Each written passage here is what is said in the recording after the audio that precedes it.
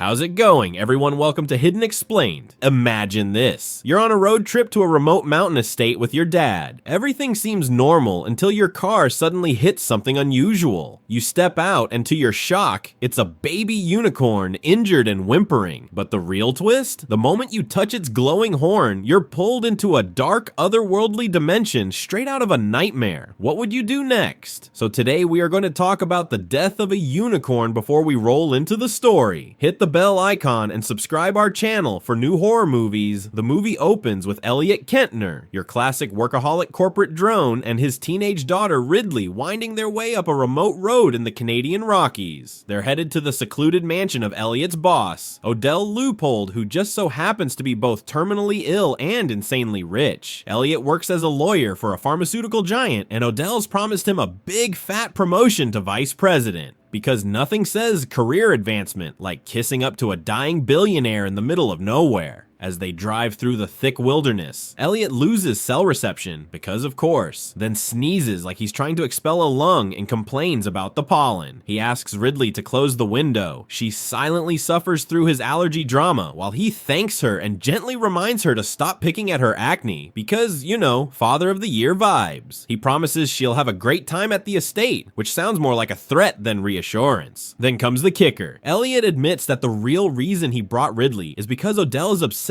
with family values. Elliot's hoping that showing up with his daughter will tug at the old man's heartstrings and lock down that promotion. Ridley, ever the realist, calls him out, immediately offering to play along with the happy family charade, but making it clear that she sees right through him. Elliot defends Odell, praising him as some kind of philanthropist saint who's donated the land for a noble cause. And hey, if Elliot gets this promotion, they'll be rolling in cash and living the dream. Who needs authenticity when you have money, right? Just then, Elliot gets a call from Odell, who's already in a mood. "You're an hour late." He snaps. Elliot scrambles to apologize and promises they're almost there, but fate or maybe karma decides to step in. Distracted, he sneezes again. This man is seriously at war with nature. And bam, he hits something. They pull over. What they find is a baby unicorn. Yes, a literal baby unicorn, lying injured and whimpering in the middle of the road. Ridley is mesmerized like she's found Narnia and reaches out to touch its glowing horn. And in that moment, she's suddenly transported to a shimmering cosmic dimension. That looks like the universe just had a Pinterest mood board moment. Before she can process this wild out-of-body experience, Elliot, ever the pragmatic corporate robot, panics, grabs a tire iron, and kills the unicorn. That's right, he bludgeons a magical creature like it's just a squirrel with antlers. Ridley is horrified, and honestly, so are we. Knowing they can't exactly report unicorn roadkill to the local wildlife authorities, they do what any sketchy, unhinged pair would do. They load the body into the car and keep driving like it's totally normal. When they finally arrive at Odell's estate, or villain lair depending on your vibe, they're greeted by Odell's son Shepard and his impeccably pleasant wife Belinda. Belinda escorts them inside with the energy of a hostess, who's either going to offer you hors d'oeuvres or sacrifice you to ancient gods. Hard to tell. Odell, frail but commanding, welcomes them and immediately notices that Ridley looks a little off. She simply says she's not feeling well because, well, she just touched a unicorn and watched her dad murder it. That'll ruin your day. Shepard, ever the helpful in-law, points out something on her face. Charming. Elliot tells Ridley to go upstairs, freshen up, and rest. Classic deflection. Meanwhile, Odell gets real about his impending death and tells Elliot that he thinks he's got what it takes to run the company. Elliot, of course, seizes the moment like a shark that smells blood. He launches into a business pitch, suggesting that Belinda manage the charitable foundation while Shepard pursues his entrepreneurial ventures, which honestly sounds like code for crypto scams and overpriced protein powders. But as Elliot dives into his monologue, he realizes his vision is blurring. He takes off his glasses, tries to power through, and slides the paperwork across the table. But Odell isn't signing anything. Not yet. He wants to spend more time with Elliot and Ridley first. The family chit-chat resumes. They ask what Ridley's studying in school. Elliot proudly and somewhat defensively answers art major. Cue the awkward silence. You can practically hear the judgment dripping off the mahogany furniture. Upstairs, Ridley looks in the mirror and discovers something unbelievable. Her acne, her constant insecurity, has completely disappeared. Thanks to unicorn blood, Ridley bursts downstairs, visibly shaken and utterly done with this hellish estate retreat. She pleads with her father. They need to leave. Now, like, right now. But Elliot, laser focused on his goal, waves her off and insists she come with him to talk to Odell. Without Ridley there to play happy daughter, Odell won't sign the promotion papers. Because what's a little unicorn trauma when a VP title is on the line? Before the argument can spiral further, a loud crash from outside interrupts them. Elliot scrambles for a cover story, claiming Ridley's not feeling well, classic misdirection, but the group sees through it faster than a glass door. Odell, unamused, launches into a speech about loyalty and trust, which, given the circumstances, is rich coming from a man harboring magical wildlife corpses in his garage.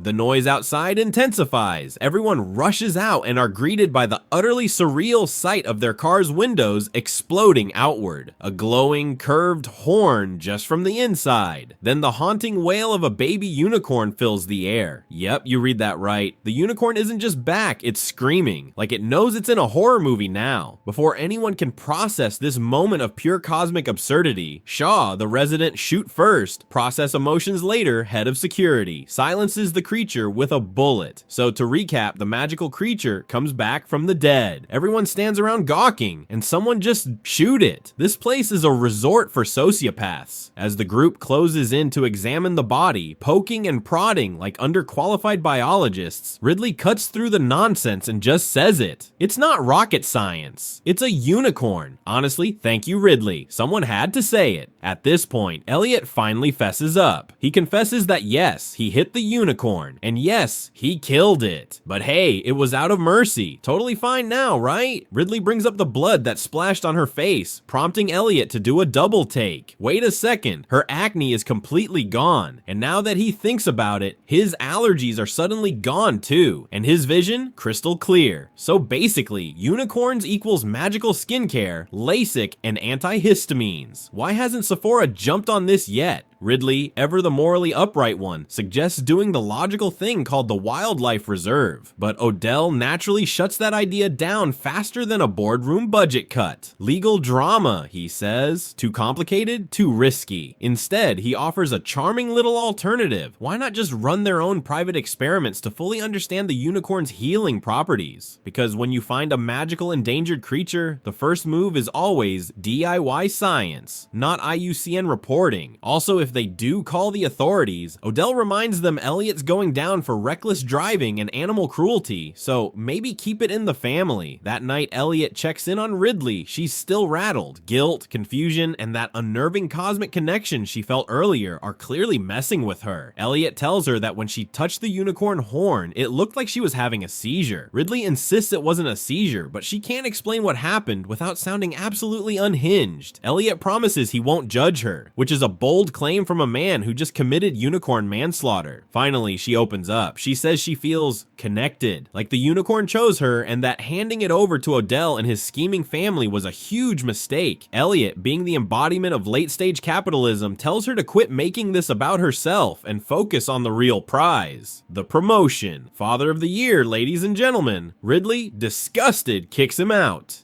Later that night, she scrolls through old photos of her and her mom. In one, taken at a museum, she notices something strange in the background, a tapestry featuring a unicorn. Curious, she dives into a Google rabbit hole and finds the Cloisters Museum, home of the famous unicorn tapestries from the Middle Ages. The tale they tell, a unicorn evading capture by hunters and kings, only to be tricked by a fair maiden, subdued, killed, resurrected, and kept imprisoned forever. But the final tapestry, the one titled The Maiden and the Unicorn, was partially destroyed during the French Revolution. When later restored, the unicorn was reimagined as something monstrous and vengeful. So moral of the story, betray a unicorn and it might come back to murder you. Good to know. That night, Ridley is plagued by nightmares. And honestly, after everything she's seen, she's earned a full-blown existential crisis. The next morning isn't met with breakfast or a family hike. Nope. Ridley and Elliot are unceremoniously dragged down to a sterile lab for tests, because apparently if you touch a unicorn, you're now a test subject. During a crisp scientific presentation, Dr. Song explains the unicorn's highly unique bioproperties, carefully detailing its mysterious healing capabilities. It's all very fascinating if you ignore the fact that a literal unicorn is being treated like a lab rat. Ridley, still clinging to reason and maybe a little hope, tries to talk to her dad about the unicorn tapestries, about their dark cautionary history, but Elliot brushes her off. Not the right time, he says. Right, because there's definitely going to be a better time to talk about medieval unicorn prophecy than during the live dissection of a magical beast. Meanwhile, Dr. Batia reveals something new. The unicorn horn emits bioelectrical signals, waves of energy that are off the charts. Dr. Song jumps in and adds that the powdered horn might be even more potent than the blood. We killed a unicorn and now we're debating whether to snort it or inject it. Science, baby! Odell, Shepard, and the rest of the Leupold clan are all in, of course. More power, more miracles, more money. The lab team preps an injection horn dust infused with unicorn blood and delivers it straight into Odell's veins. Shortly after, Patia notices something strange. The electromagnetic signals from the unicorn's horn spike dramatically. Something is reacting. Something unnatural. Odell, basking in the glow of this second chance, turns to Elliot and offers a heartfelt thanks. He calls him a partner, which is really sweet if you ignore the fact that this partnership started with a hit and run of a magical creature. Odell soon drifts off into sleep, looking peaceful, probably dreaming of stock options and eternal life. Meanwhile, Shepard, ever the opportunist, notices Ridley digging into unicorn lore. Instead of shutting her down, he gets weirdly excited and asks Griff, their equally strange servant, to bring a printer. He admits he's a visual learner, big shocker, and asks Ridley to print her findings so they can present them to Odell. He says this like she's putting together a PowerPoint deck, not warning them about an ancient, resurrected cosmic force of vengeance. Then bam, plot twist. Odell wakes up fully healed. Dr. Song, visibly stunned, confirms what no one can deny now. The unicorn's horn might actually cure cancer. The entire Leupold family erupts into celebration. It's like they just found the Holy Grail and immediately listed it on the stock exchange. Ridley, however, isn't jumping for joy. She's watching this all unfold like someone who's read the fine print on the cursed monkey paw. Odell wastes no time. He commands the team to prepare the unicorn because they're taking it to headquarters for further study. That's okay, eh? We're moving the lab torture to corporate HQ. How thoughtful. Dr. Song cautiously explains that the protein sequence in the unicorn horn is impossible to replicate. It's a one-of-a-kind miracle, a cosmic anomaly. Shepard's response. He compares the unicorn horn to an NFT. You heard that right? A unicorn horn, the literal magical key to eternal health, is now being discussed like a crypto meme asset. Limited supply equals big bucks. We've reached peak villain energy here. Ridley, desperate, continues printing out her tapestry research, hoping to get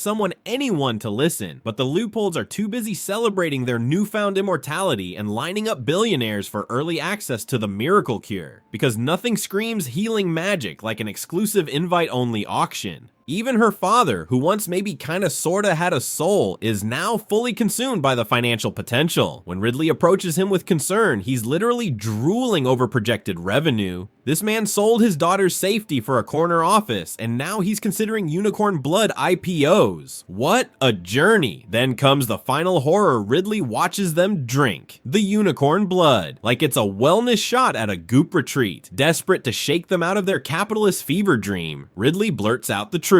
About 1,000 years ago, unicorns weren't seen as peaceful, they were monstrous. She tries to explain that the tapestries weren't just fairy tales, they were warnings. But let's be real, at this point you could hand this family a scroll that says you're cursed in blood and they'd still try to monetize it. Ridley, still clinging to a sliver of hope and humanity, delivers a heartfelt speech to the Leupold family. She recounts the brutal history of unicorns, how every attempt to tame or control them ended in bloodshed. She even explains that in ancient lore, the unicorn symbolizes purity and was often considered a metaphor for Christ. Because yes, what's more on brand for this pharmaceutical death cult than torturing a divine being? She ends her plea with one last request. Release the baby unicorn. Let it go before they doom themselves. But the family? They scoff.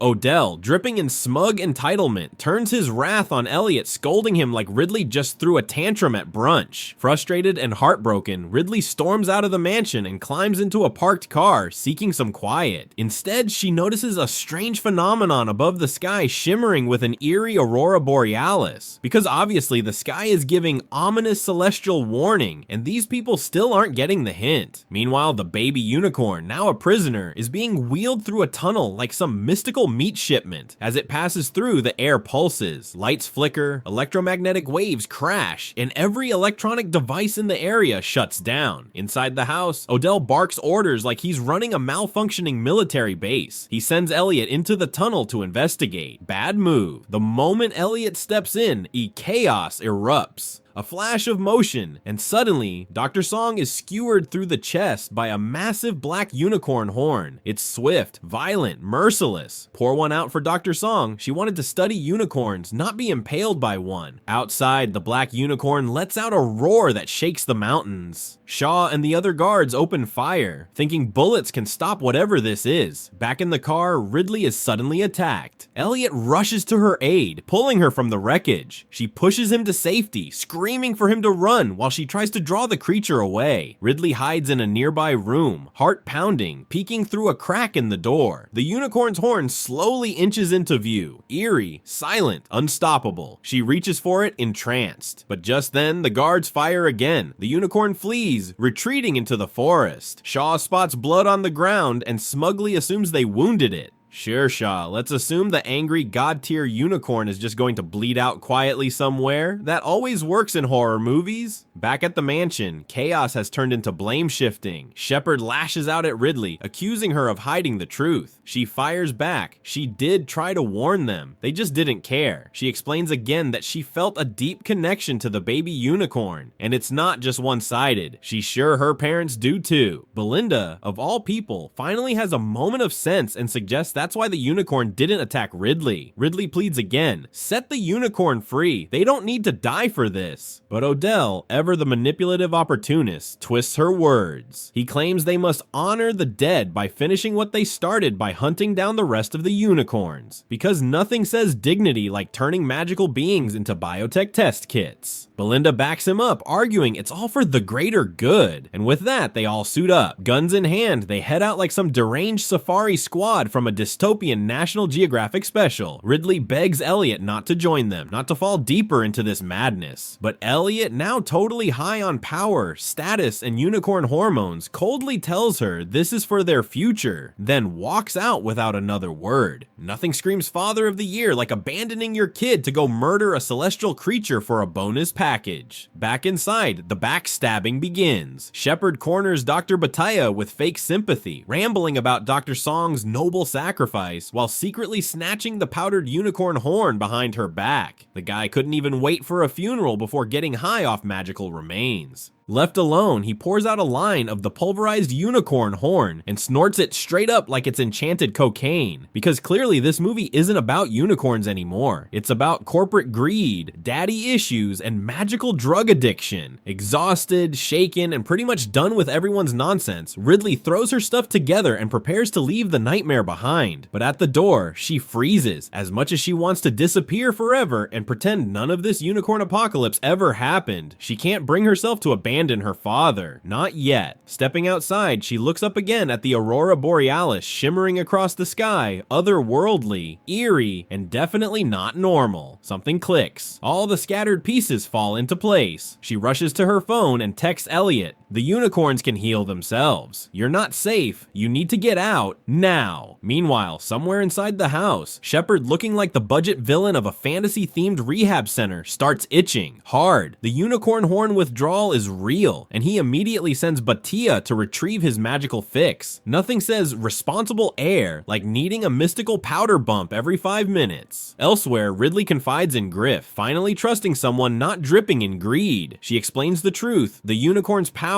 the danger, the twisted decisions being made, and insists they need to warn her father and Odell immediately. Unfortunately, Belinda overhears them, because if there's one thing this house doesn't lack, it's people standing in doorways listening to conversations reasons they shouldn't. Out in the woods, Elliot and Odell continue their unicorn hunting expedition, following a blood trail and tracking the creature's bioelectric signal. Just as Elliot hears the faint beep of the tracker, his phone vibrates. Ridley's message flashes on the screen. His eyes widened. Oh no, too late. The unicorn charges in, a thunderstorm of fury and vengeance. Shaw and the other guards don't even stand a chance. They're shredded before they can reload. Odell and Elliot barely escape, sprinting toward the mansion, but the unicorn isn't done. It barrels through after them, horns first. Inside, it corners Odell, who's desperately trying to command it like it's some kind of lab animal. Spoiler, you don't get to alpha male your way out of being murdered by a magical god beast. The unicorn spears him in one swift motion. Goodbye. Odell. Back in the mansion, Elliot grabs Ridley and tells her not to step outside under any circumstances. He calls the police, but of course the unicorn's not done with its sabotage tour. It obliterates the power outlet, cutting the phone signal and locking down the electric gates. Now they're trapped. Someone will have to open the gate manually, which means someone else has to distract the murderous unicorn, preferably with its still captive baby. Belinda, ever the gracious leader, volunteers someone else for the job. Griffin and Dr. Bhatia, you're up. Bhatia hesitates. Griff panics. Belinda, don't blink. Because in the hierarchy of sacrifice, it's always lab tech first, entitled rich people never. Dr. Bhatia, resigned to her fate, secures the unicorn horn inside a protective container because, hey, if you're going out, you might as well bring your miracle drug with you. Before heading out, she looks at Elliot and cryptically says, at the end of the day, one must take care of themselves. Dr. Bhatia, no longer interested in playing assistant to a pharmaceutical unicorn cartel, looks Elliot dead in the eye. Don't rely on people like Odell or Belinda. In the end, they'll always look out for themselves. With a final glance of resignation, she wheels the injured baby unicorn back toward the woods, toward its waiting, furious parents. Meanwhile, Belinda starts the car, likely hoping to escape before karma catches up, when suddenly she realizes her darling son is missing. Panicked, she rushes back inside the chaos. And what's Shepard up to? Oh, nothing much. Just completely blitzed on powdered unicorn horn, vaping it like he's at Coachella, staring obsessively at the unicorn tapestries as if they're some divine prophecy. Outside, Griff manages to open the gate manually, his face a cocktail of fear and regret, but it's already too late. The unicorn parents, enraged at the sight of their mutilated baby and its missing horn, attack without mercy. Dr. Bhatia is the first to fall. Griff doesn't wait for an encore. He bolts past the gate like his life depends on it because, well, it does. Back at the mansion, Belinda storms in, livid. This is all your fault, Ridley. Your stupid idea. Sure, Belinda, because you're the one who's been so calm, rational, and not drinking unicorn blood like it's a cleanse. Shepard, high as a kite and even more delusional than usual, suddenly decides the only way to tame the unicorns is with a fair maiden. Yes, Ridley. Ridley, overwhelmed and exhausted, finally breaks down, blaming herself for everything. Elliot pulls her into a hug, trying to comfort her. Meanwhile, Shepard announces his next genius plan. He's going to use Ridley as bait, because when you're high on unicorn horn and lacking a soul, that's a totally normal leap of logic. Belinda, to her credit, is starting to look disturbed, finally noticing that her son is spiraling into full-blown magical villain territory. Elliot, disgusted with everyone, stands tall. I'm done. I quit. You can keep your company and your unicorn crack. He grabs Ridley and tries to escape, but Shepard blocks their path like some unhinged gatekeeper of doom. Before anyone can argue, the unicorns crash through the doors. Chaos erupts. Everyone scatters. Elliot and Ridley barricade themselves inside a locked room. They can hear the creatures growling, stalking the halls outside. Elsewhere, Shepard and Belinda scramble with the container holding the unicorn horn. Hiding under a table like the cowards they are, Shepard whispers his next bright idea. We'll use Ridley to lure and breed the unicorns, because nothing says heroic survival plan like kidnapping a teenager and starting a unicorn breeding program. But then they notice something. The horn is gone. Cut to Elliot. He has it. I had to do it. Now he tells Ridley, to protect your future. It's a promise I made to your mother. He looks at her, regretting painting his face. I should have been a better father. Ridley, moved by the rare moment of sincerity, embraces him tightly. Meanwhile, Shepard, now wielding a crossbow because of course he is, prepares to face the unicorns like he's in some kind of medieval fever dream. But his fantasy ends quickly. One of the unicorns grabs Belinda and violently kills her right in front of him. Shepard can only watch, powerless and sobbing. Back in the corridor, Elliot urges Ridley to run, but before she can escape, Shepard ambushes her. He drags her off, still planning to use her as bait. But then, the black unicorn appears again. It doesn't roar, it doesn't attack. Instead, it gently lays beside Ridley, like it's protecting her. Because in this entire zoo of lunatics, the actual mythical beast is the only one with a functioning moral compass. Seizing the opportunity, Shepard leaps in and ties the unicorn's legs. But just as he thinks he's won, another unicorn arrives. And with it, Elliot, holding the stolen horn like a mythical mic drop. The black unicorn lies protectively beside Ridley, an image of trust and peace amid the surrounding chaos. But Shepard, driven by greed and a complete lack of self-preservation, seizes the moment. He throws ropes over the unicorn and begins tying it down like he's conquering some divine beast. Big mistake. Elliot, standing nearby with the horn in hand, realizes what must be done. For Ridley, for what's right, no more. He growls, and with all the strength left in him, he plunges the unicorn horn straight into Shepard's chest. The billionaire screams, wounded and furious, but in one final pathetic act of revenge, he drives his arrow deep into Elliot's abdomen. Both men collapse. Ridley rushes to her father, blood on her hands, eyes full of panic. Dad, stay with me, please. Elliot, barely conscious, looks at her with the soft, glassy eyes of someone between worlds. What did you see when you touched the horn? Ridley swallows hard, her voice trembling. I saw Mom. She was waiting on the other side. A slow, peaceful smile spreads across Elliot's face. Then I wouldn't mind seeing her again. He exhales and falls still. Ridley, heartbroken, clutches him tightly, sobbing, until something miraculous happens. The unicorns step forward, surrounding Elliot's body. Their horns glow with ethereal light. Mystical energy surges in the air. And just like that, Elliot gasps and returns to life, healed by the very creatures he once helped capture. He opens his eyes. Ridley laughs through her tears. They embrace tightly, both of them changed forever. Just then, Griff bursts onto the scene with the police. And naturally, the authorities don't believe a single word of the story. Magical unicorns, billionaire blood cults, please. The officers arrest Ridley and Elliot, chalking the chaos up to some bizarre drug-fueled corporate scandal. But then as they're being escorted away, something incredible happens. The unicorns nudge the police car, not to hurt them, just enough to get their attention, just enough to say, they're with us. The officers freeze. One of them stares, jaw hanging. The other fumbles for his phone like he's trying to live stream the apocalypse. Because now, they believe the bond between Ridley, Elliot, and the unicorns is undeniable, a connection forged in blood, sacrifice, and pure, unfiltered magic. Want more twists, turns, and mythical creatures? Don't miss out. Dive into the full story and experience the magic, mystery, and madness for yourself.